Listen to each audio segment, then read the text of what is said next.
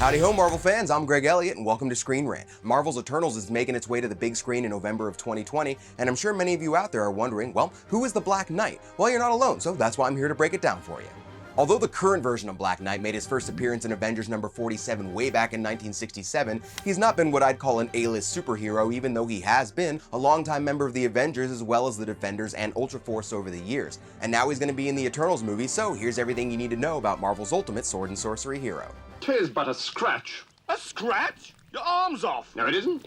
Okay, so no, it's not that Black Knight. Marvel's first Black Knight, Sir Percy of Scandia, was created by Stan Lee and Joe Maneely back in 1955 and was a medieval champion chosen by the great Merlin himself. Merlin gave Sir Percy an enchanted sword forged from a meteorite known as the Ebony Blade, but unfortunately because of all the blood that Sir Percy shed with it, the Ebony Blade acquired a terrible blood curse and the sword passed down Sir Percy's line through the generations. The MCU's Black Knight is Dane Whitman, a descendant of Sir Percy and the third person to use the name. Dane first learned of the Ebony Blade when he was summoned to his ancestral home, Garrett Castle, by his uncle, Nathan Garrett. It was here that he learned that his uncle had secretly been the supervillain going by the name the Black Knight, and on his deathbed, Nathan charged Dane to adopt the mantle in his honor to try to redeem the Black Knight name, which he did, and eventually Dane became an ally and then a member of the Avengers.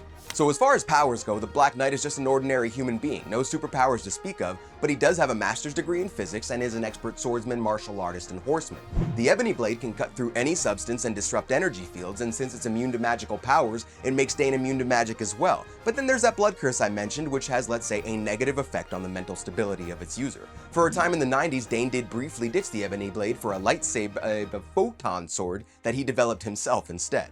So if the Black Knight's a normal puny human, how does he fit in with the Eternals, a race of powerful beings created by the Celestials? Well, it all has to do with a girl. So in the comics for a time, Dane was actually the leader of the Avengers, and he got involved with an Eternal named Sersi. Now all Eternals suffer from a mental condition referred to, and I apologize if I'm not pronouncing this one right, the wy'ry, which as a result of their immortality, causes their still human minds to break down under the strain of their almost limitless knowledge. When Sersi began to suffer from the disease, in order to save her, the Eternals bonded her psyche to the Black Knights in a link called the Ganjosin.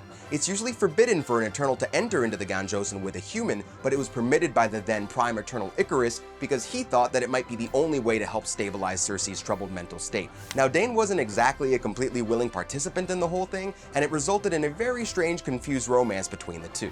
So that's kind of the basics on the Black Knight. He's being played by Kit Harington, joining fellow Game of Thrones alumni Richard Madden as Icarus, and their goodbye to each other in Season 1 actually looks like it might have foretold their Eternals reunion. Next time I see you, you'll be all in black. All in black? The Black Knight? I mean, that's a little too weirdly perfect, right? Crazy. Anyway, Kit definitely knows how to handle a sword, and it seems like a pretty good fit for the role. You know, we'll keep you up to date as we learn more about the film, so make sure to keep coming back to Screen Rant to stay in the loop. I'm Greg Elliott, and I'll see you next time. Peace.